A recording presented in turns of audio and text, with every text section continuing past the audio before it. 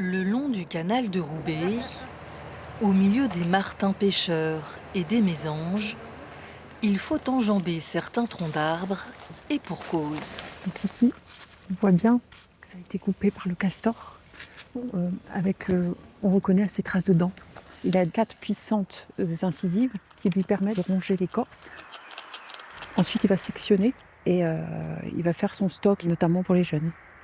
Des caméras dissimulées permettent désormais d'étudier les castors.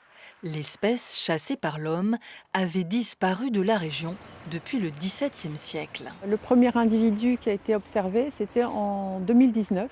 Et c'est seulement en 2023 que un couple a été observé. Depuis, 4 castorins sont nés et des prélèvements génétiques ont été menés par l'Office français de la biodiversité. Et on a pu voir que les castors, qu'on trouve dans le département du Nord, en fait, ils sont tous issus d'une lignée qu'on peut trouver en Belgique.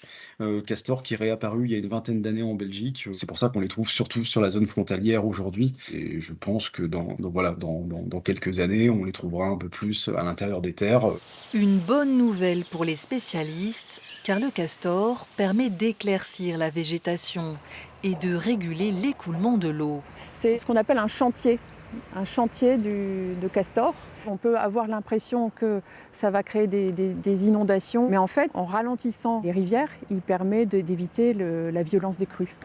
Désormais, le castor se retrouve aussi dans l'Avesnois, mais il faut s'armer de patience pour le voir. L'animal est particulièrement discret.